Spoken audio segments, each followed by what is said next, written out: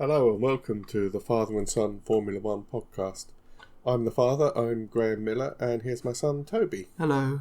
And today we're talking about I was going to say Zandvoort, or do we say the Dutch Grand Prix? Formula I can't One. remember what it's officially called. Formula One Heineken Dutch Grand Prix. That's actually quite a reasonable title, isn't it? It's not like some of the... It's not super long, and Heineken is Dutch, so... Yeah. Not like some of them where they just cram in as much as they possibly can. The Imola was bad for that, wasn't it? Yeah. That was quite funny. Free practices. Yeah. Were there any stand-ins? I don't remember. Let me see. There were no stand-ins, I don't think. I missed the free practices because I've got a job. Ugh. Yeah, Rubbish. Working for the man. Mm. And it's my shift starts at like 2 p.m, so I think actually I caught a bit of FP1 just to see what was happening, but most of the fun stuff, like FP2, was like right on there. I mean, listening to...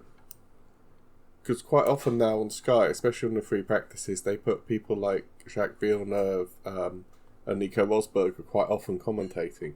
Yeah. And it's really interesting, and they said that Zandvoort is a track that you have to learn.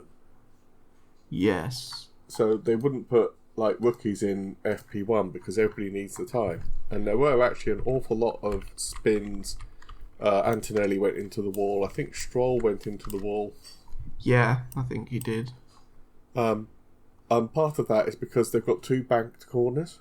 Yes. And I think it was Villeneuve was saying the trouble is you can either go low and take the short route round it, or you can take the car higher, and then somehow the gravity kind of pulls the car round the corner. Yeah. It sounds very odd and kind of a bit scary, to be honest. I think generally with banking, you go faster if you go higher. Yeah. Kind of like a NASCAR thing, but then you can kind of overtake if you dive, down the lower section. Yeah. But then you're getting into the direction, like the vectors of the grip on the car change. Because normally if it's flat, then the grip is just kind of pulling in the opposite direction. But then with the banking, you've got to include gravity. So it does make it much more complicated. And also it's a seaside track, so the wind was always changing all weekend. Yes. Sand was blowing onto the track off the dunes. Yeah, it was always really dusty. Yeah. So I think for that many reasons, they just didn't. Yeah, Kimi Antonelli crashed in FP1. Interestingly, the two Ferraris were very, very close on time. But at the end of FP1, do you know how far off the pace they were? 1.6 seconds. Yeah. I mean, that's a lifetime. Well, again, free practice. Because, the Aston Martins were third and fourth. Yeah. And then they were sort of nowhere in the race. And actually, Alonso was second in FP2. Yeah, I mean, they had loads of promise all the way up to, I think, Q3, and then it just kind of evaporated. Which is a bit of a classic Aston Martin thing, to be honest. Yeah, Stroll crashed in FP2. Looks like Hadjar, I think, had engine problems in FP2. Yeah, looks like it. I think he came out for one actual lap on the board and then had to retire. But he's got no time, so it might have just been an in and out. Yeah. Can I talk about David Coulthard and Max Verstappen last time, or not? I don't remember. The actual truth behind the F1 movie. Uh-huh. Coulthard went out on a track day with Max Verstappen. Mm-hmm. Guess how far off the pace he was? Who, Coulthard? Yeah. How? He lost 5 seconds a lap. God. To Max. I could probably do better than that. No, I'd be like half a minute off, actually. Yeah. What were they driving? F1 cars? Yeah. I'd just crash them, wouldn't I? Yeah. Actually, from what I've seen, I'd just stall it immediately and not be able to get away. Well, yeah, I mean... They're super sensitive to actually drive off. And if you can, you have to go really, really fast into the corners, or you don't get the aero and you don't warm everything up. Yeah, I think... I've seen old Top Gear. Yeah. Richard Hammond actually managed to get an F1 car around the track, but it took him ages. Yeah. And he he stalled it, I think, 11 times off the trying to move it away. Yeah. Just engaged anti-stall. Yeah, so David Coulthard is 54 right now. Yeah. And he was active from 94 to 2008. Yeah. Oh god, there's a photo of him in 1993 as a test driver. That's really funny. He's got hair. He's still got the, like, square right-angled jaw. Yeah. Yeah. But, I mean, that's quite comparable to the F1 movie. Oh, he is actually... Yeah. Cause, he's actually a 90s Formula 1 driver. Yeah, and he raced against Senna. Just briefly. No, actually. I think he replaced Senna after Imola. You're right. I can see that. I think in the movie, Brad Pitt's character was there in 93, because then it's like exactly 30 years later. And obviously, a rookie driver for a backmarker team. Okay, we can maybe give him like 6-7 tenths being slower than Verstappen, maybe a second, but even so. Were they in the same car? I think so, yeah. What was Coulthard? I don't know what Coulthard's been doing driving-wise, though, since... he said he was really out of shape and his neck hurt. Yeah, because technically, in the film, I don't even remember the character's name, but Brad Pitt had been doing, like, endurance racing since, like, living out of his van and just doing whatever races he wanted. Yeah. So I think if he had stayed active in F1, not F1, but like racing in general, maybe it wouldn't have been as bad. But I think that is quite kind of damning. Yeah, I mean, there's no way he would have been fast enough to actually compete. No, I mean, he probably wouldn't have hit 107%. David Coulthard, from what I can see, did a bit of DTM in the 2010s, but yeah, I think that's the last thing he did was 2012. All right, back in 2022, Coulthard and Verstappen each drove a V8 era Red Bull for a single flying lap for a documentary. Oh, because they're both Red Bull, yeah. He was 51 years at the time, and Coulthard said he was 5 seconds off the pace. He could have been exaggerating, but still. Yeah. Yeah. His was one flying lap versus my one flying lap. He was 5 seconds faster. Yeah. Maybe he wasn't pushing Coulthard, whereas Max, would have been because it's him.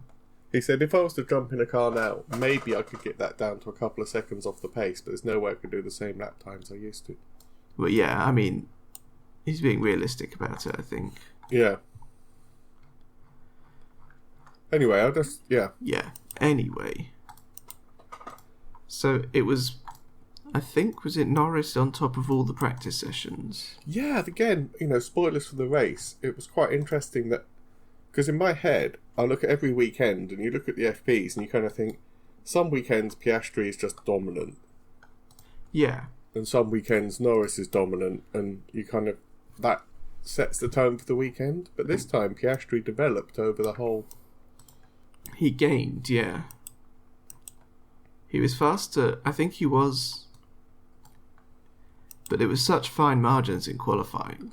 Yeah, I mean, free practice 1, he was basically 3 tenths off Norris. Yeah. Free practice 2, he was 800ths, 900ths. So he was absolutely making up. And then he was back to 2 tenths. Yeah, and then qualifying, they were basically inseparable through the whole thing. And again, the Ferraris actually did a really good job, because over the practices they improved massively, so... Yeah. Still, nearly a second behind, but you could actually see that they were doing what they should have been doing and developing. Yeah. And I will say, maybe minor spoilers, but after what happened in the race, both of them seemed pretty upbeat, actually. Well, I think... I think everybody's seen the headlines by now. Yeah, a double DNF for Ferrari. I think if you ignore that, it was a very, very solid weekend for Ferrari. Yeah. It was where they expected to be, roughly. Yeah, and it's where they should be at the moment, but they developed the car well over the weekend. There was never a question of them not being in Q3. Yeah, and both you of them... looked at Q1 and Q2, and it wasn't like, oh my god, Hamilton's on the bubble and there's 10 seconds to go. Can he nail it on this final lap? Yeah. It was, the strategy was right, the tyres were right. They were comfortably through. I think at the end of Q2, they threw them out for a hot lap, but by the time they came up to the pit entry, they were like, yeah, we're safe, and just pulled them off. Yeah. So I think... Also, they were much more closely matched than they have been, which is quite important. Yeah, Hamilton was always there with Leclerc. They qualified very close together, like as close as they've ever been this season. Yeah. Which is a good, because we've been saying, like, effectively Red Bull, Mercedes and Ferrari had been fighting the Constructors' Championship one-handed. I'd say Ferrari 1.5-handed. Yeah, and maybe Antonelli's certainly pulled his weight more than Tsunoda has. But if they can have... Yeah. Hamilton's on 109. Yeah. Antonelli's on 64. Yeah. Tsunoda's on 12. Where is Tsunoda? 12. He's 19th currently in the championship. And he's on 12, and some of those were for Racing Bulls. I don't think they were, actually. I think he swapped over and then got his first points of the season. Oh, okay. It was literally only like 2 or 3 races. But if you look at the fact the constructors... Actually, Ferrari aren't fighting one-handed, because 109 to 151, that's... I can't be bothered, but that's a good 35-40%. You are right, actually. And I think that's why they're second currently. Yeah. And Mercedes and Red Bull are third and fourth, because they are, arguably. Yeah. I mean, I could actually get my spreadsheet and do, like, percentage of points scored. Well, George Russell is heading towards 3 times... What's 3 6s? 18. No. Yeah, 18. He's heading towards 3 times the points of Antonelli so far. Yeah, and obviously, like, Verstappen scored 200 points and Red Bull are on 217. Yeah. So that's like 10 times or whatever. Yeah, it's... Actually, it's almost 20 times the points of Tsunoda. Yeah. So, yeah, I think it is good to see the Ferrari have a bit more parity. And I think, apart from what happened in the race. Well, it was... But again, the thing is, I think they'd almost rather have a double DNF that was somewhat out of their control than a race where they're like... Well, last time they were 4th and 12th on pure pace, and that's just a bit sort of depressing. Yeah. This time they probably would have ended up 4th and 5th or 6th. Yeah, I mean, you say... I think Hungary was depressing because Leclerc got pole. And he was leading, but then the car wasn't there. Well, they had to do the whole lift and coast thing, yeah. And they're worried about plank wear, so they put him out on higher pressure tyres to lift the car, which messed up the aero. Yeah. So we had that horrible session at the end of the Hungary race where it was like 14 laps and Leclerc lost 25 seconds or something. Yeah, he was just horribly slow. And he was really upset on the radio and doing all these crazy moves. Yeah. But then when he got punted by Antonelli, he was kind of just like, well, that sucks. Yeah. Oh, somebody's up there. Oh, no, I'll go back to that when we get into the race, actually. Yeah. So, in qualifying, Piastri got pole by some hundredths. 12 thousandths? Yeah. 1.2 hundredths. Yeah. So that's beyond even, like, I think the human perception of time is ridiculous. But again, this was really good for Piastri because he looked like he was a bit behind Norris. And then when it really counted, he suddenly found it. They gained similar amounts, Yeah. Went from a 109 to a 108 in the middle, so about a second, but getting that track position initially was also hugely important for the overall race. Also, what's weird, the second runs in Q3 weren't better. I feel like, did that happen in Hungary as well? I think so. Because there was a cloud or something. Yeah. The kind of banker laps they put in at the beginning of Q3 were the fastest laps. Yeah, I remember that. It made it kind of weirdly anticlimactic because they were like, and now Piastri's crossing the line, doesn't improve. Yeah. Norris is crossing the line, can he get pole? No. Yellow sectors. And it's like, well, it's what it was like 10 minutes ago. Yeah. Yeah, it's weird. I don't know what. Maybe it's the tyres going off or something. Because they were softer than they were last year. They've been doing that a lot, Pirelli. I think they want to make more exciting tyre races. Yep. So they've been going a lot softer. Max was third. Again, really challenging. Yeah, not challenging, really kind of getting close to them. Pretty standard for Max. Hadjar actually qualified fourth on pure pace. Yeah, I mean, that was which is the whole amazing weekend for him. And Lawson was up in eighth. Yeah. I mean, again, spoilers, after Hadjar's podium, people have been talking about how he's going to get demoted to Red Bull now. Yeah, I mean, I can't even remember where Tsunoda was. 12th. Which is normal for Tsunoda. It's not good, but it's... Yeah. Who else rounded it out? Yeah, 6th and 7th for Ferrari, which is about where you'd expect them to be. Yeah, Russell stuck it up in 5th, which again is pretty standard for him. Yep. We said Lawson was in 8th. Sainz got the Williams up into 9th. Yeah, Sainz has generally not had the hand on Albon so far this year, so that is interesting. That was good for him. And then Alonso. I was expecting more from Alonso, to be honest, because in all the free practices he was up in top 3 or 4. I'm looking at his times. If he had done his Q2 time in Q3, he'd have split the Ferraris. Yeah. But he actually lost 0.3 somehow. I think he just didn't get a good run in Q3. Yeah. If I had to guess, actually, he left it late. And for whatever reason, the track, maybe it was the wind actually, or the dust. Or the temperature, yeah. The track was worse in the second half of Q3 and he didn't get as much lap time as he wanted. He should have done a banker lap. Yeah. Right, so yeah, that was qualifying. There weren't any major surprises really, were there? I'd say maybe Hadjar. But yeah, Hadjar was a nice surprise actually. But yeah, nobody sort of where they shouldn't be necessarily. I mean, I always look at it that you can expect 8 cars to get through: the Mercedes, the McLarens, the Ferraris and the Red Bulls. Yeah, we lost a Mercedes and a Red Bull. So that left 4 spots for Hadjar, Lawson, Sainz and Alonso. Which again is pretty much standard actually, to be honest. Yeah, there's been a lot of chatter about the status of racing bulls. Oh, interesting. Because I think a lot of the team bosses are saying the FIA should intervene and force the Red Bull organisation to sell them. Because at the moment they're an unofficial B team. Well, yeah. But they've got a lot of Helmut Marko's in charge of driver development at both, I think. Yeah, there is definitely communication there.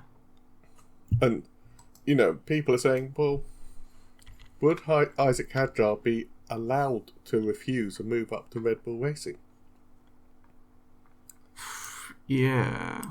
Because a lot of people don't think it'd be good for Hadjar. Yeah, I mean, it wouldn't. I don't think. And I mean, why I'm saying it now is I looked at the qualifying. Red Bull 3rd, Racing Bulls 4th and 8th, Red Bull 12th. Yeah. You're kind of like... it used to be that the 2 Red Bulls would be in Q3. Maybe 2-3 years ago. Well, obviously with the dominance that they had. Yeah. Yes. And then, the Racing Bulls or AlphaTauri or whatever they were called back then. Yeah. Would be down, maybe tail end of Q3, maybe top of Q2. And it would be quite clear, but... it kind of reared its head when they got a Racing Bull out to get the fastest lap. Was it last year? I think it was. It was Singapore. Yeah. But it does seem... Yeah, I mean, that is a bit... that I think people were complaining about the bias and stuff and how it's not really fair. But also now they're saying, well, it's not really fair on the drivers because you've got Hadjar and Lawson who are developing really well. Yeah. And in a sense, they're the 2 drivers who don't turn up expecting to win races or yeah, even being allowed to win races. I mean, if you had a complete chaos race you could expect even like a Sauber or an Alpine or a Haas, they would take a win or a podium if it was, a wet race with big crashes, or their strategy or the safety car just played into their hands. But Racing Bulls are that weird kind of in-between status, and I think people are getting more and more unhappy about it. Well, I mean, what if Piastri had DNF'd and it was Max versus Hadjar on a safety car restart? Yeah. Would Hadjar have been told on the radio not to fight him? At which point he would have gone, how am I getting team orders from a team I'm not in? Well, exactly. Or if instead of a DNF it had been a crash between the two. What, you think Hadjar wouldn't have been allowed to win? Yeah. I don't think it's going to go quite that far. No, but I think your scenario when, say, Piastri and Norris wiped each other out. Oh, yeah. It was like earlier on. And then if you've got Max in the lead and Hadjar behind him. Yeah. Our racing bulls, yeah. Would we have seen them actually challenging, or... would Racing Bulls have maybe... Would they have... If they had a strategy, they could have said, oh, we're going to put onto softs and challenge for the lead. Could Marco have just vetoed that outright and said, no, stay on the mediums, be it a risk from Russell behind? But there again, you kind of go, well, are they using Hadjar to block Russell? Yeah. And then you're kind of, well, have we got one team running 4 drivers? I think at that point they do have to start asking questions. If it's like clearly obvious that Red Bull are telling Hadjar to do something. Yeah. And I mean, I think it hasn't got to that point yet, but I think questions are starting to be asked. I don't think it'll last much longer, this RB situation. Especially not now Christian Horner's gone. It's kind of like, well, things in the monolith that is Red Bull can change. Yeah. 2 things about... I'm looking at the starting grid. Europe. One is Lance actually crashed in Q1 before he could set her time. Yes. Interestingly, I heard the radio, and again, we said this before, you know how fast Max Verstappen thinks? No. Well, yes, but... Well, Stroll went off in pretty much a carbon copy of the accident where Ricciardo broke his hand. Yeah. And we know that Stroll missed Canada because he had surgery on the pins in his wrists. Mm-hmm. Max slowed down past the accident, looked right, and then got on the radio and said, "Is Lance okay? How are his hands?" Yeah. And I think that was him actually genuinely being nice, but the level of processing he's got. Yeah, but also if he's on a slow lap, he's not concentrating. But also to kind of know that in general about the sport overall. Yeah. To know, number one, well, he would remember Ricciardo because they were friends. Yeah, and teammates. But also to know that Stroll had problems with his hands. Yeah. And to think of that in that moment. Yeah. That is pretty impressive and pretty cool. I got bored and I went through the stewards' decisions. Lance Stroll had an exemption to allow him to start the race. Yeah, because he didn't hit the time. Well, he didn't set a qualifying time at all, so technically he was outside the 107% rule. Yeah, he didn't, qualify in the same way that you're qualified to do something. Yeah.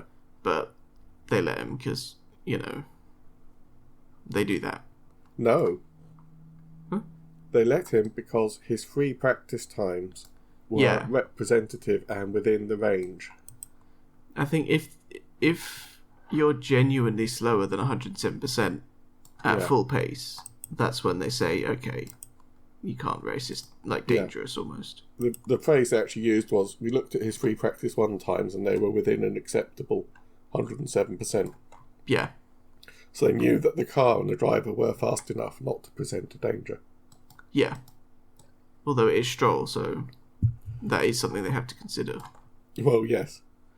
Also, Behrman started from the pit lane for power units. Yeah, he was qualified, I think, 19th anyway, didn't he? Yeah, so You might that's as well. only because... yeah, if you're last and you need a power unit soon. Well, also it means you can get a power unit in pretty much without a penalty, doesn't it? Effectively, yeah. And I think he actually did quite well in the race in the end. Yeah, he made up lots of time in the race. God, but he came 6th. Yeah. From the pit lane to 6th is actually monstrous. Yeah, I mean, it was an amazingly hectic race. Yeah, stuff happened. A lot, like every 5 minutes. Yeah. So, God, let's see if we can remember this from the beginning. Let's see if I can find a race report. Yeah. Max had the most aggressive strategy we've seen in a long time. Yeah. He started on softs when everybody around him was on mediums. Yes. And we have to say there had been some rain out there. I think the track was scrubbed out because it had rained before the race, between qualifying and race. They were warning of rain early on. So I think Max thought, if I go start on softs, there's a chance I'll have to change into inters and I won't need to use all the life out of the mediums. Yeah, especially if it's a shorter stint. It's better to be on the softs. But he looked like he was going to go into the lead at one point, didn't he? Yeah. I mean, Norris got boxed in, I think, because Verstappen dove down the outside of turn 1. Yeah. But then... yeah. And then they had a bit of a scrap, Max and Norris, but Max got ahead of them.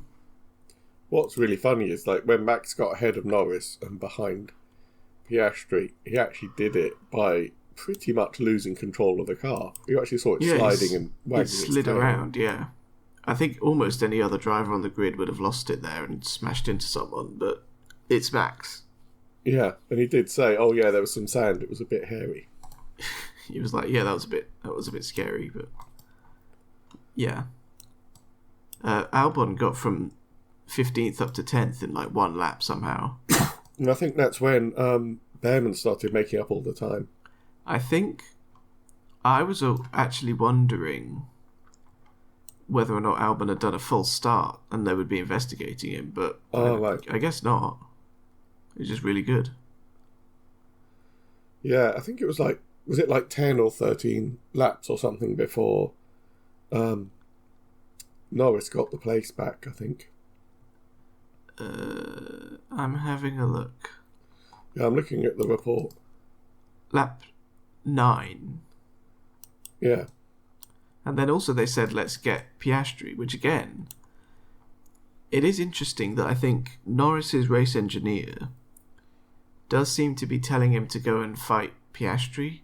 He's telling him about the other car. And this is Oscar's pace. And he overtook Max and his engineer was like, right, let's get Oscar now.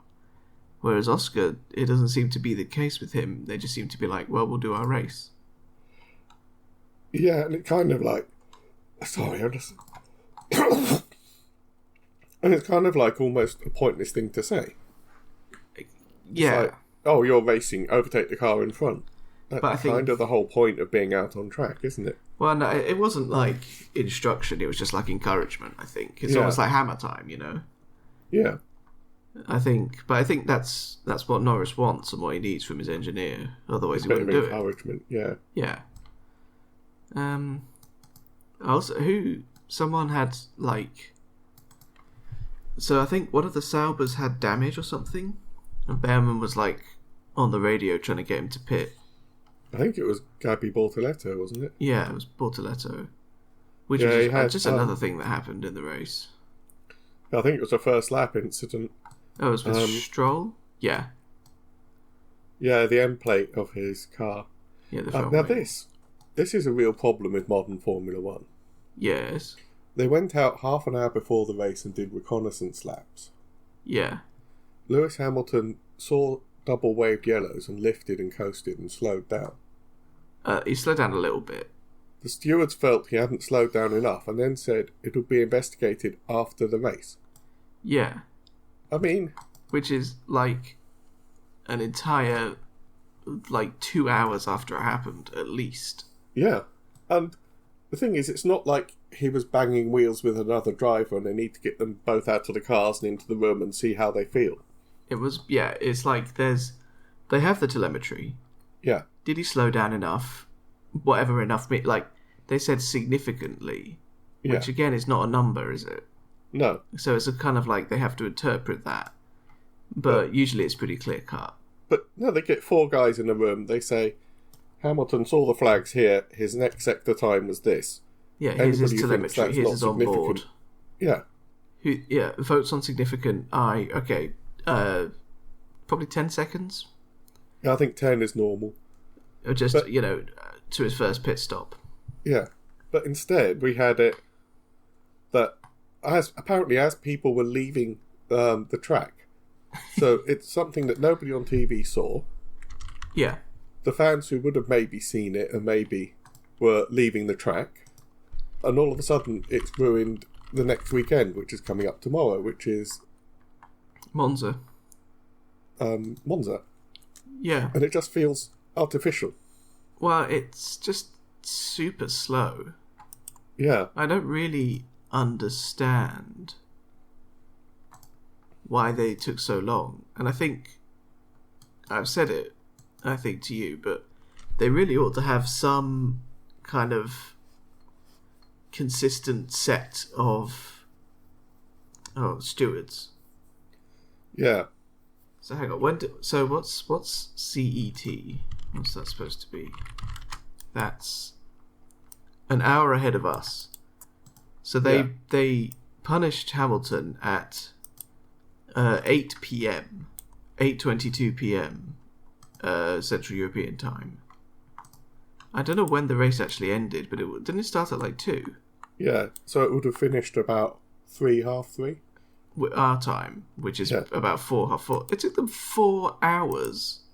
Yeah. After the race, which is actually about 6 hours after it happened. Well, no, say 4.5, 5 hours, but even so. Yeah, yeah. I think Hamilton was leaving the circuit when he got the message, and he was just like, what? Well, yeah. And then, again, like, the move on Russell by Leclerc, where he went off the track. As soon as it came up, they said, oh yeah, we'll do that after the race. They didn't even try. Yeah. Which, but I think for that one, you had to talk to both the drivers. Yes. But it also is like, if I'm Russell, and they told me that, I'd be like, well, do I bother chasing Leclerc? Do I try and get ahead of him? Do I need to build a 5-second gap, or do I need to get within his gap? Yeah.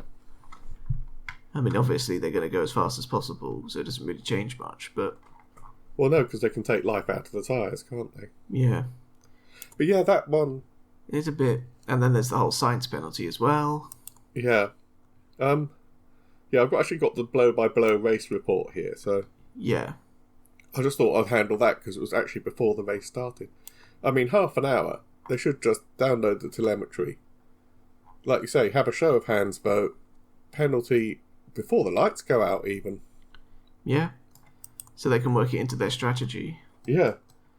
I think, yeah, because it's a rotating cast of, like, volunteer stewards. Yeah. Which is just kind of... I mean, can you imagine if that was the case in, like, football? Yeah. The referees in football, they get trained. It's like it's almost as hard as being a player. Oh, yeah. Same for, like, being a tennis umpire is a proper thing, isn't it? And being a snooker referee. Yeah. And, all this stuff. But it is a very... But in F1, the rules are enforced by just kind of random people who's different every time. Well, they started having ex-F1 driver in every stewarding panel, which is a big start. And they've started having consistent guidelines as to penalties. Maybe the next thing they need is consistent guidelines to how long it'll take to issue those penalties. But, yeah, I think a lot of people... I think they said to Ben Sulayem, yeah. Oh, we need paid stewards. And they said, well, you're going to pay for it. And it's just like... The amount of money swimming around the sport. Yeah, it's like... And especially because it hasn't... Lewis Hamilton said, oh, we pay these fines. Where do they go? Yeah. And now Ben Sulayem's like, oh, you're going to pay for the stewards. It's like, well... He's almost obviously laundering it somehow. He's like buying himself yachts and stuff. Allegedly. Yeah, whatever. Um, yeah. Yeah, it's kind of...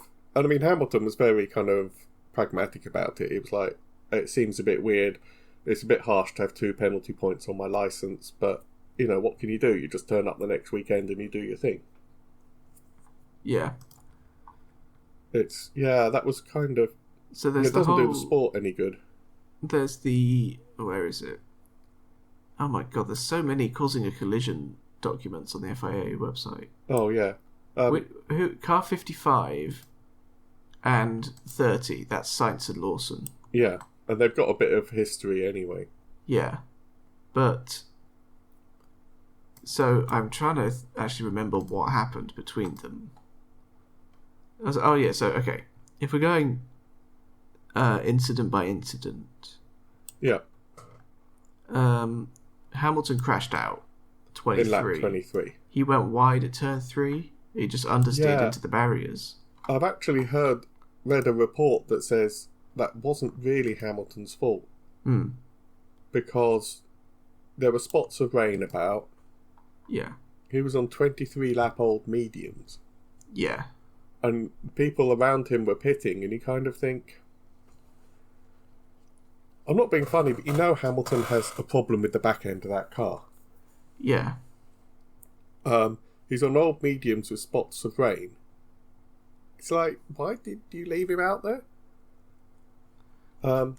Yeah. I think other drivers were starting to pit at that point. Obviously, he did a safety car, so everybody pitted. Yeah. But by that point, I think Stroll had pitted onto hards. And everyone was like, oh, that's interesting. Yeah. And then that turned out to be the right move. Anybody's ever ridden a motorbike in the rain. Yeah. You avoid the white lines and the manhole covers. Even bicycles, the paint in the wet is like ice. And that's exactly what happened to Hamilton. Yeah, just ran a little wide and then just lost all the grip there was.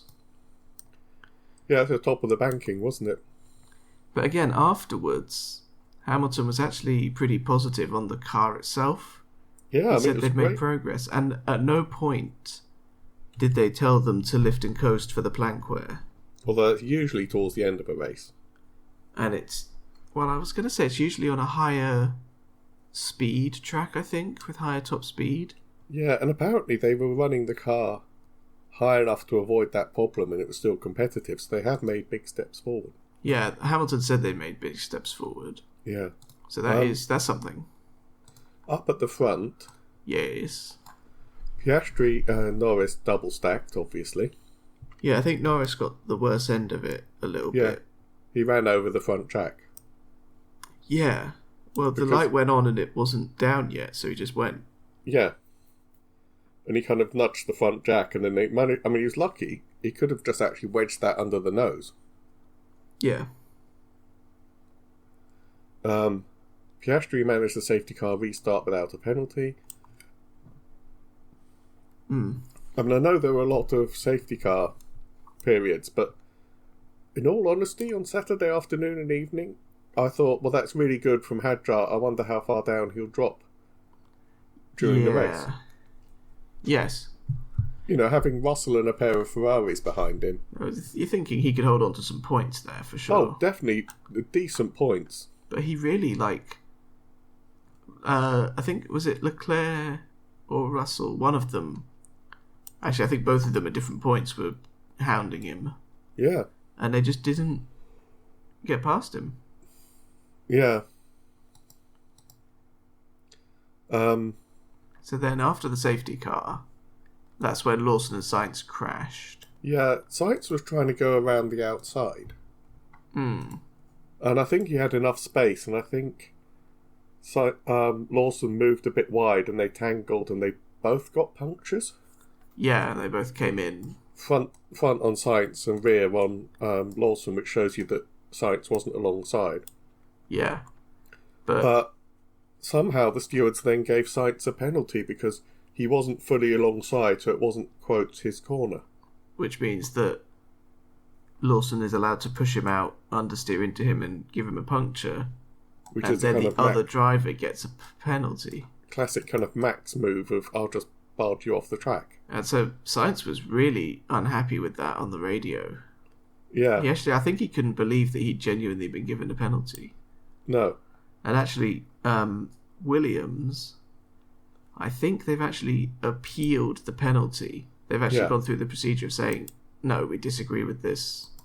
We're actually going to fight it in a sort of legal context. And also, I saw another thing that Sainz said after the race. He said, apparently the stewards always have an open door policy, but not to me. Yeah, they wouldn't see him. Yeah, because he wanted to go and see the stewards and go, what on earth? Yeah, I did see that, which is kind of interesting. Yeah, they've submitted a right of review request. Yeah. Now, after all this, the stewards actually got one thing right. Mm-hmm. Because we had the best ever piece of racing I've seen in a long time, where we had Leclerc and Russell. Oh, yeah. And Leclerc went up the inside, and they were literally banging wheels. Yeah, literally wheel-to-wheel racing. Through the gravel, wheel-to-wheel. Yeah, quite how Leclerc kept it on the track. He didn't. Well, he did, according to the stewards. Yeah, I mean, technically, Russell got on the radio and said he was all 4 wheels off the track then. Yeah, and he was. I mean, you can see it on the thing. But interestingly, after the race, I think Russell went to the stewards and said that was a racing incident. Both of them did. Yeah. Which is why they said, well,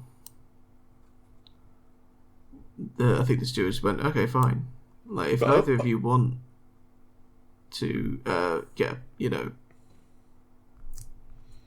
But also, I think, and I'm not exaggerating, I think that if the stewards had penalised Leclerc for that move, it would have just been so massively damaging to the sport and the watchability. Yeah. Oh, an interesting move happened. Well, we're not allowed to do that anymore. Yeah. Oh, look, 2 cars that were really close swapped places on track by being really aggressive, and nobody crashed, nobody got hurt, but they kind of forced their way past each other. No penalties. And then the sport would have gone back to like Belgium and Hungary, which is, look, Norris is really good at managing his tyres and not taking too much life out of them, and not actually challenging but keeping within a reasonable distance. And it'd be like, it would have made the sport more boring. Yeah, but they didn't. No. Which again is a kind of a positive thing that they investigated after the race. Then, I suppose. So, what happened? So, I've gone back away from... then Antonelli. Stuff just kept happening. Yeah. So, Antonelli... I'm scrolling back down the report. Yeah. Antonelli pitted. Yeah. Came out... Pitted. They came out basically together somehow. Yeah. Let me see... It was what we were saying earlier about the free practices. It was the banking. Yeah. Antonelli tried to go up the inside on the banking. Came on the power too early, too fast, and basically opened the steering up and drifted all the way right into Leclerc and punted him into the barriers. Yeah. I'm just trying to find where it says it in the thing, in the report. Yeah. Antonelli then got a 10-second penalty for causing a collision. And he sped in the pit lane, yeah. Yeah, a 5-second penalty for speeding in the pit lane when he came in to recover the puncture that he had in the collision. Yeah, so I think he finished in the points but was classified 16th. Well, yeah, because then the accident he caused a safety car. Which bunched everybody up. So then those 15 seconds were basically at least 15 places. Yeah. It was, pretty... Well, there was another safety car later on as well. Yeah. But that was Leclerc out. And then Leclerc went to this, hill in the middle of the track and was just sat there.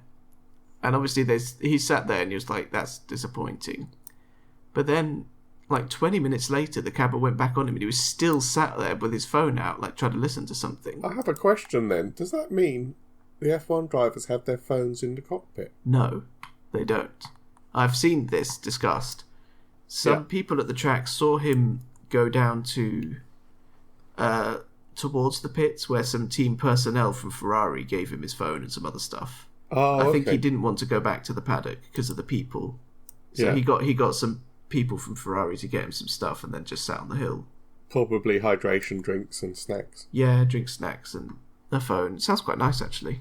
Well, somebody's gone on to Google Maps. Oh, people love doing this. And added a point that is Charles Leclerc VIP seat on that dune where he was sitting. It joins, like, there was that time that, what's his face? Alonso was, like, sat in a beach chair. Yeah. It's one of those, like, moments. It's quite fun.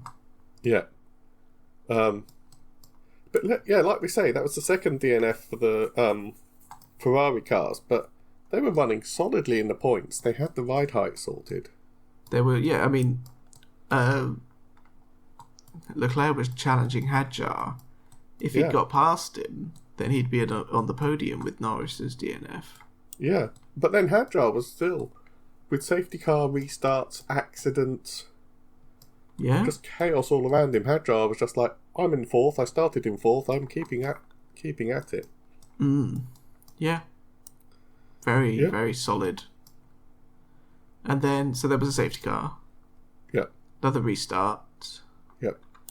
And then Norris said that there was some smell in his car. Yeah, it could smell smoke. And then on the outboard shot, there was a lot of smoke coming from the back of his car. What white smoke for oil, by the way? If you say so. What would black smoke be then? Fuel, normally. So is that indicating what's on fire? Yeah. Huh. Bluey white smoke is generally oil smoke. White can also be water, but I don't think they run that much cooling water. It's probably not water, it's probably some super specific hyper-cooling mega fluid. Yeah. But yeah, whitey blue smoke is generally oil. So when you're behind a white van on the motorway and it's spewing white smoke that's running lean. Yeah. Normally white vans on the motorway change gear and give you a big cloud of black smoke because the diesel engines. Yeah, that happens a lot. And switch it to recirc for that. Yeah. Anyway, so Norris's car blew up. Yeah. Another Mercedes engine problem? Yeah. I don't know if it was. They've said they're being quite coy about it. They've said they've spoken to Mercedes and it wasn't a Mercedes problem. Yes, which is interesting. It's completely the opposite of what Red Bull would have done. Yeah. Because when Red Bull were working with Renault, the Renault engines were unreliable. Christian Horner was basically just trashing them every single race and getting in fights with Cyril Abiteboul. Yeah. So after this, Horner would have gone to the press and gone, "Oh well, Mercedes issue, you know how it is." Yeah. But McLaren are being much more diplomatic. Yeah, I can't quite see how it would be a McLaren issue, but there we go. Well, if it's something with the way they integrated it. What they call packaging, yeah. Yeah. Well, they know better than we do, basically. Yeah. But anyway, Norris retired from the race. Yeah. Which is, in the context of the championship, huge. Oh, God, yeah. Because he came into the weekend 9 points behind. Yeah. And everybody was saying, basically, there's two likely outcomes. He wins and comes up to 2 points. Or he comes second and drops back to 16 points behind. Yeah. But to have a DNF, which actually made an awful lot of people's days. I mean, it put Hadjar up onto the podium. Which, again, is kind of insane. It gave Behrman a career-best P6, which we never really saw him during the race, but he must have just... He was just cruising. I think also with all the safety cars... He didn't pit under one of the safety cars. Yeah. Which is a good thing. I think the first one he didn't pit, which was quite bold. Yeah. Because when it's the first one, everyone's like, oh, this could be it, let's pit now. Yeah. But then there were two more, so I think he pitted under one of those and gained the time back. Yeah. And it actually kind of helped him out. And I think the same with Ocon. I don't know where Ocon finished. He was in the points as well. 10th. I think he was 10th. Which again, without Norris would have been 11th with Norris, so that's also good for him. But yeah. Yeah. Albon in 5th is pretty awesome, actually. Yeah, I mean, for the midfield battle, it was a real shake-up. I mean, it's RB have moved past stake now with that Hadjar podium. You're not allowed to say stake. Oh, yes, they're not stake in the Netherlands, are they? No, it's several countries where advertising gambling is banned. That's so quite funny. For this race, they were kick Sauber. Yeah, obviously, we can say stake, but... Yeah. It's almost like the kind of sneaky ways they get around advertising tobacco, isn't it? Oh, back in the days of, British-American racing. Yes, and, Philip Morris International. And, Mission Win now, wasn't it? Yeah, which is quite funny, because they never really did win with that sponsorship. No, and actually they changed the shade of Ferrari red to be closer to Marlboro red. Yeah. Which is kind of... Ferrari red is kind of iconic in a way.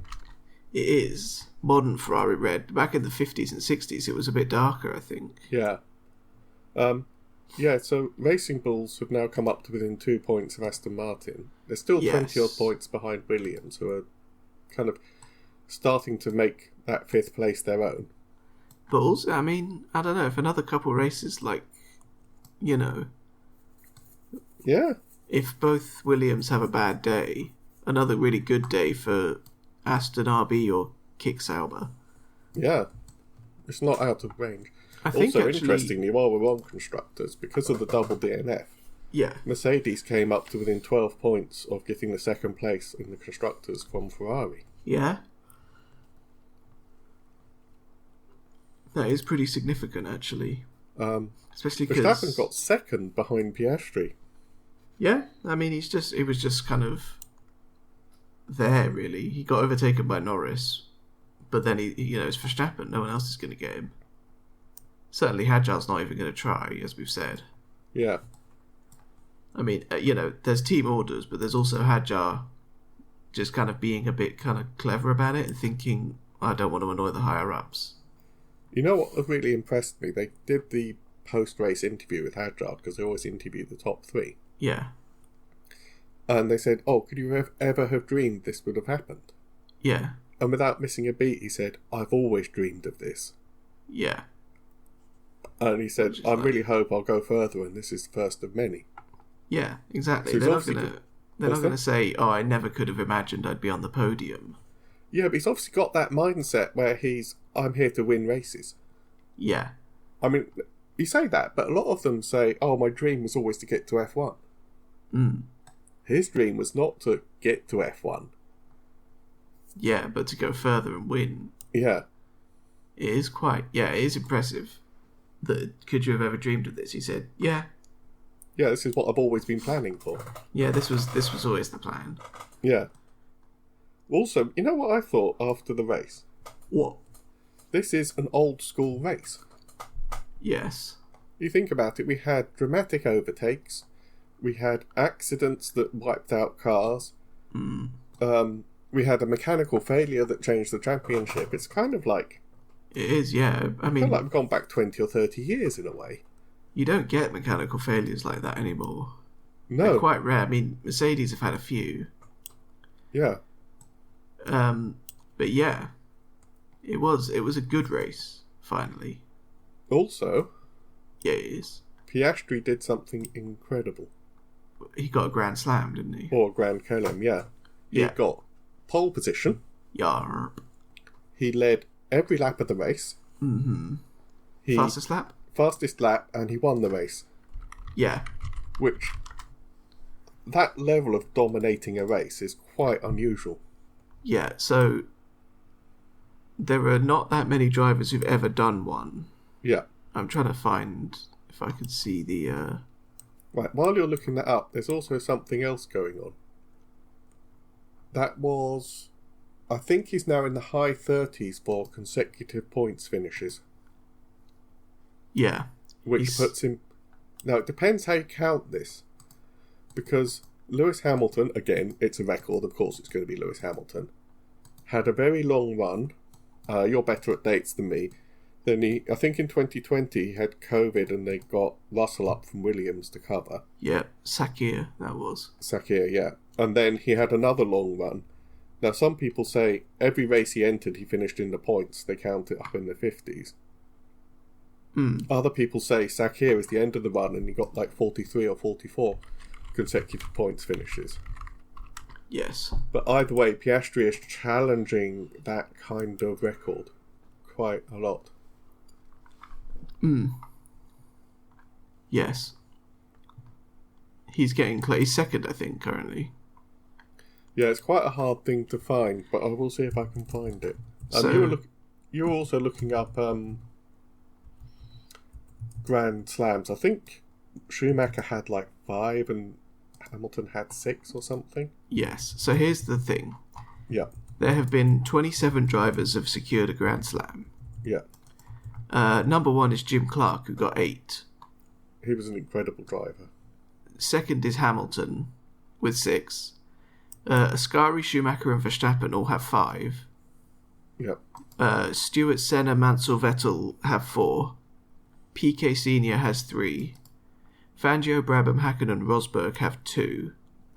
And then there's quite a number of drivers who have 1. So like Damon Hill, Alonso, Leclerc has 1 somehow. Lauda, Regazzoni, Sterling Moss, Oscar Piastri.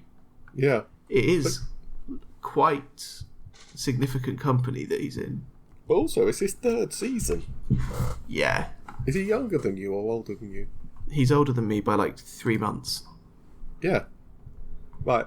Consecutive finishes. Yes. Hamilton is on 48. God. Piastri is on 43. And Verstappen had a streak of 43. Heidfeld had 41 actually. And Norris was on 40, but that's obviously stopped now. Wow. So he needs another 5 races in the points, which doesn't actually seem unlikely. It doesn't. But then, yeah. I mean, that was just... I think Piastri had been a bit shaky in a couple of races and a bit kind of like, oh God, why did you put Norris on this strategy or what's going on? Yeah, like there was Britain, I think. Well, no, okay.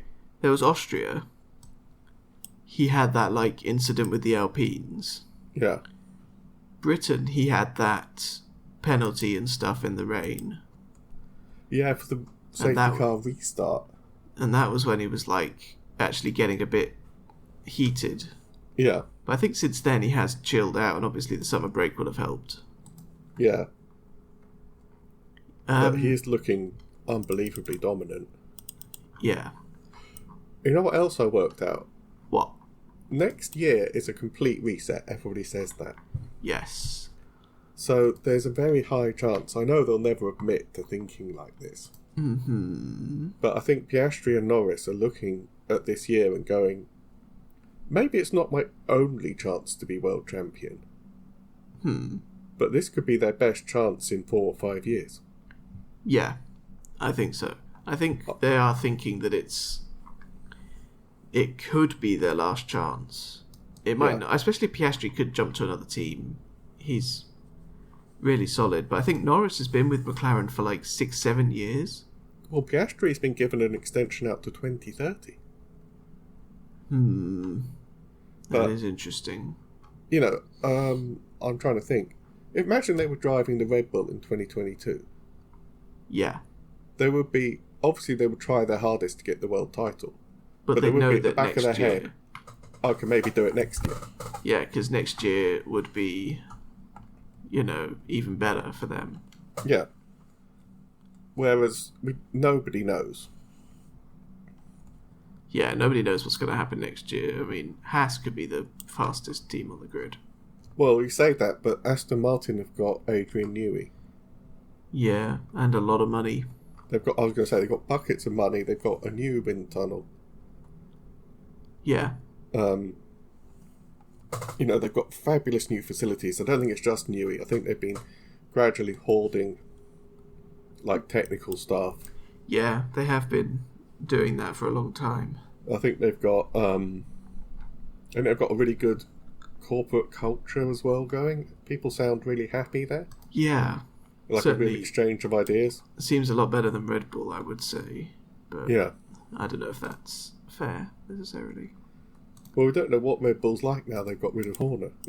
That is true. It might get better for Red Bull. I don't know. Yeah, Red Bull are moving into their own powertrain. I know they've been ever so slowly taking over Honda for years, but... Now they're working with Ford? Yeah, Ford are doing the battery side of it. Which will be 50%. Yeah. The rumours are all that Mercedes will be the fastest engine. But then it depends how well McLaren can package it, how well Mercedes can package it. Yeah. Oh, how well Aston Martin can package it. Yeah. We might see Alonso get a third world title literally 20 years after his last one. That would be a record by a long, long way. Oh, yeah. That would be pretty cool. I mean, I think that's what Alonso is holding on for, to be honest.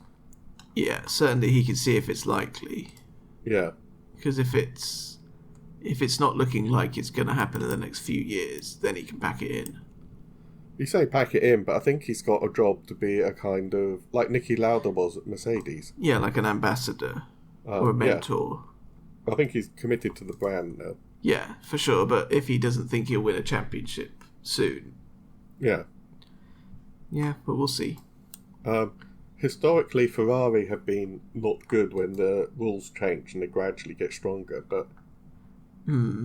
Apparently Jock Clear has left Ferrari. That's a name I do recognise. Yeah, he was performance engineer for Jacques Villeneuve in 1997. Good God. And he's worked for Rubens Barrichello. I can't remember, you'd have to look him up. I have. He's 61 now, but he is one of the kind of old guard. He used to be a Mercedes, where he was performance engineer for Hamilton and Schumacher. Yeah. He's been the race engineer for Rosberg, Barrichello, Sato, Villeneuve, Coulthard and Johnny Herbert. Yeah. He's been around for... Ever. I can't see anything that says he's not a... Oh, perhaps it was a clickbaity rubbish article. I could see clickbaity rumour mill stuff. Reportedly set to leave.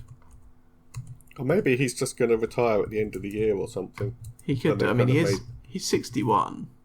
Yeah. And he's, not going to be on a small salary. It's like a high-level engineer.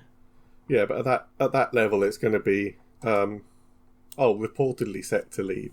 Yeah, it's all a bit sort of, To depart at the end of, the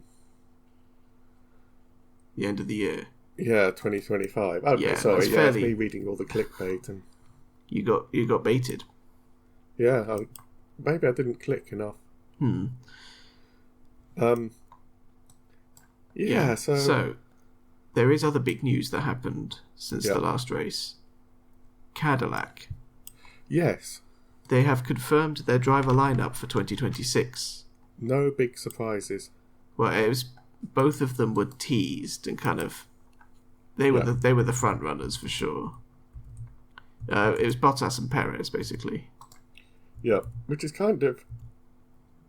It's very sensible, I think. Yeah. And actually, I have thought of something else as well. Yeah. Both Bottas and Perez, they've been out for a year. Yeah. But I feel like they're both quite well liked. Oh, yeah. I mean, Bottas, since kind of being let off the leash of Mercedes, has been, going kind of crazy. Yeah, and he's got a Australian girlfriend, and the Australians absolutely love him because he's got the mullet and the dodgy tash. Yeah, he's gone properly Australian culture. Yeah. Also, I think, when Perez was originally released by Racing Point, there was massive sympathy for him and everyone thought he was great. And so I think it's very sensible from a kind of marketing perspective. Also, yeah. They're going to get a lot of goodwill and support just from their drivers. And also, they're an American team, so to have a Mexican on board. Yeah. And he's very, very well connected in terms of sponsorship and, like you say, well liked. Yeah, Bottas is very well loved. And Perez also well loved, but he does have massive sponsorship. And, I mean, Cadillac's merch sales in Mexico are going to skyrocket. And also, I saw a chart. I love a good chart. Yeah. It was every team ranked by how many races the drivers in that team have completed. Like cumulatively. Overall. Yeah. Unsurprisingly, Aston Martin were top because of Alonso. Just because of Alonso. Ferrari were second just because of Hamilton. And then Cadillac were third. Because both of them have been around for about 10 years, I'd say. Yeah, they've both done hundreds of races. Bottom of the list is probably RB, I'd say. Probably, yeah. Because they've probably done collectively like 30 so far. Oh, yeah. Yeah. But I mean, that is it's opposite to what we normally expect teams to do, which is a hot shot young rookie and an older mentor figure. Kind of like they've got a kick. Kind of like they've got a Aston Martin even. Yeah. You say that, but they've now announced their test driver. Yeah. Colton Herta. Herta, yeah. Yeah. Who is a IndyCar driver. Yeah. Well, he's American, so that's the big thing, isn't it? But also he was the youngest Indy winner in 2019. But I think I saw that he's going to try and do F2. Oh, okay. He's moving to F2 to try and get the super license points. Oh, to get to F1. He's only 25. Yeah. So he's got the time, and if he can actually do he's won 9 IndyCar races. Yeah, 16 podiums. It'll be a very interesting thing because crossovers don't happen that often. No. But the thing is like, there's always these debates about where is the level higher? Who is the, yeah, which is better, which is harder? I'm trying to see Grosjean. He's got 6 podiums in IndyCar. And he got 10 podiums in F1. So, he was one of the ones who moved over. So it looks like it's pretty even, actually. Yeah, I would think so. Although he did do a lot more F1 races than IndyCar. Yeah. But if Colton Herta absolutely dominates F2, yeah, then IndyCar can kind of sit back and go, well, look, see, we've actually got the best drivers. Yeah. But if he flounders, then the European side can go, oh, it's not so easy, is it? Yeah, but I think also there's quite a lot. We've seen people try and move up from F2 to F1 and flounder, so. And we've seen people who are sort of mid-level in F2 actually do very well in F1. Yeah, I've seen the usual clickbait. Yeah. There's a shock driver replacement for Monza this weekend. Oh, Alex Dunn is in at McLaren for the FP1. And they put Paul Aron's getting another go at an Alpine. Yeah. He's a very good F2 driver, isn't he? Paul Aron, I think, yeah. I've seen him quite often up near the top, so. But I think Colton Herta will be very interesting to watch in F2. Yeah. And, yeah, I'm guessing then he'll be probably a year or 2 in F2. And then either Bottas or Perez can bow out and make way for him. Yeah, I mean, he's test driver, not reserve, so he doesn't need his super license yet. But it's also a good way to put him into an F1 car and see what happens. Yeah, it is. And also, they do need to have an American, I think, in the team. Yeah. Yeah, we've got Monza coming up. Yeah. This is one of my favourite stats from Formula 1. Yes. In 2019, Lewis Hamilton beat Kimi Raikkonen's record. Highest average speed of any lap. Yeah. 164 miles an hour. Yes. Which is ridiculous. This is only going to mean something to me and Toby, but you know where we used to live in Wales? Yes. We used to live in a little village, and 4 miles away was the nearest, what's kind of a small town with a shop. Yeah. So the Imola circuit is 3.6 miles. So realistically, you're talking about turning out of the road we used to live on. Yeah. And getting to that bridge over the river in under 1 minute 20. Yeah. It's like, what was it for us? Like a 15-minute drive or something? Yeah. 1 minute 20. You got a 118 point something. Yeah. I mean, that's just... Going over the route in my head is ridiculous. Yeah, it's... When you start thinking about that... I was thinking about this the other day when I saw, like, one of the overheads. Like, most of the tracks are, like, minimum 2.5, 3 miles long. Yeah. That's actually quite a long way. Yeah, I mean, they cycle them. Yeah. Sometimes. Or they like, when they do track walks, some of them actually get electric scooters and stuff. Yeah. But we kind of get a bit desensitized because we're like, oh yeah, this is a 1 minute 8 lap time or 118. Yeah. Then you kind of think, actually covering over 3.5 miles in under 2 minutes. 1 minute 20. It is ridiculous, yeah. I mean, Monza is an awesome track. Yeah, it's proper old school. Yeah. It's very... It's like the fastest track on the calendar. Easily. I mean, Max is annoyed because he wanted a Monza rear wing. And they said, no, we're going to trim out the standard low downforce wing. Because we haven't got the money, basically, and the development time and the CFD time to give you a Monza rear wing. Especially if they're focusing on next year. Well, I think most teams are, to be honest. Yeah. I don't think we'll see that record fall this year, and I don't think we'll see it fall, actually, for a while, because I think isn't next year's spec going to be slower? Yeah, they do that, to be fair. Yeah. They generally, the cars get faster, but individually, year to year, it stays pretty solid somehow. Yeah. Like, I think some tracks have records that are from, like, the noughties, even.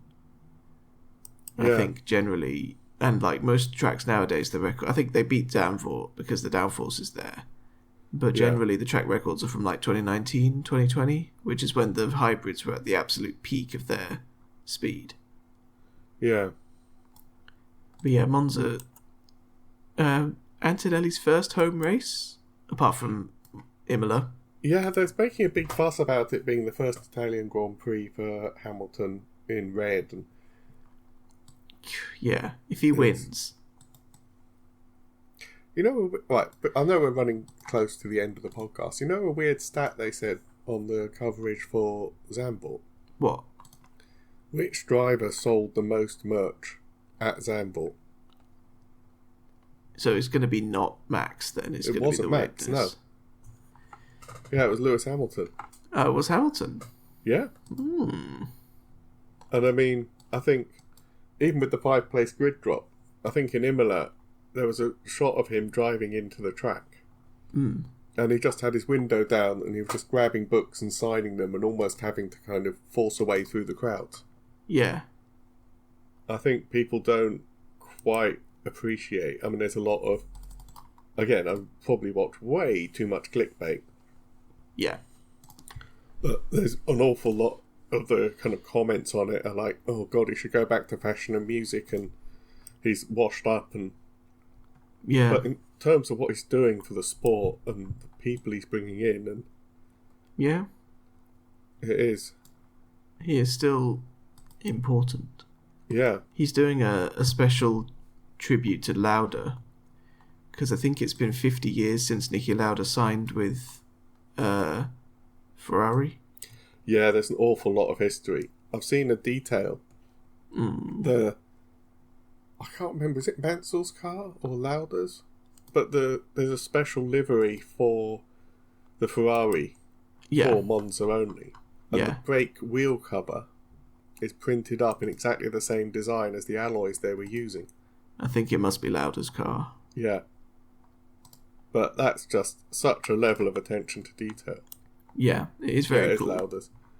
But I look at this sometimes and like when Mercedes did the special, like, oh, you know, they had the whole pit crew and everything looked very retro. Yeah. And I kind of look at it sometimes and like the special helmets and I think, if you put that amount of attention and effort and personnel and just all focused it on going faster. But it's not race engineers and aerodynamicists who are doing that, though, is it? No. It's like marketing people. I know, it's like when I see a car with a personal number plate, I think, isn't that like £1,000 or £2,000 you could have spent on wheels or suspension or engine? Or a nicer car. What's that? A nicer car. Yeah. Yeah. I don't know, it just seems a bit weird. Anyway, yeah, we've got Monza. Actually, we've got 35 minutes when we're recording this until free practice. Yeah, because time. Yeah. Yeah. Monza should be a laugh. Yeah. I can see photos on the F1 site already of Charles and Lewis in blue. Yeah. Special Monza stuff. They've been yellow as well before. Yeah. Lots, because again, the Ferrari red was only, I think it was maybe not a Marlboro thing, but like an Enzo thing. I think as well. They did used to be blue at one point. Yeah, I think as well in like the 30s and 40s, there was like almost like a national racing scene. Mm. And I think the British were dark green, which is where you get British racing green. I think the Germans were silver, and I think the Italians were red. Ah, that makes sense. And I have in the back of my mind, I'm going to say France was blue, but I was going to say that because the Alpine is blue currently. Yeah, but I think that's where a lot of the colours come from. I mean, this is my brain, I have to say to anybody listening. This is not, I've sat here on Wikipedia. If I get bored for 10 minutes, I might look it all up and tell you next time. It is fascinating. The, like, European Grand Prix championships. Yeah. Of, like, the 30s and 40s. Obviously, it got interrupted by the war.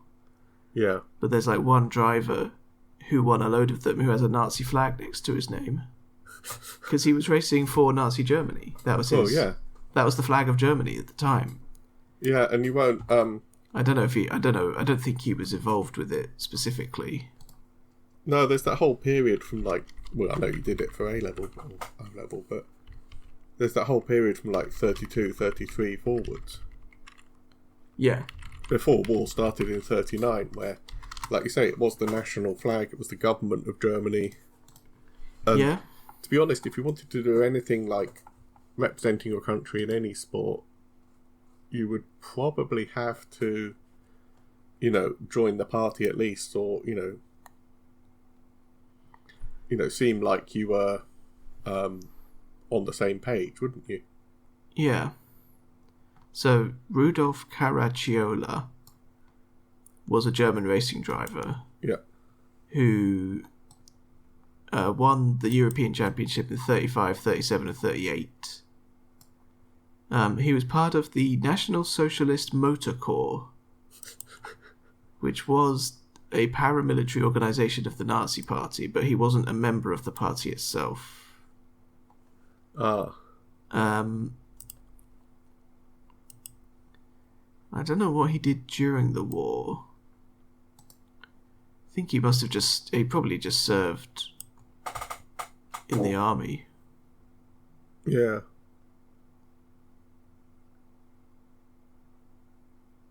I know he had like surgery and stuff.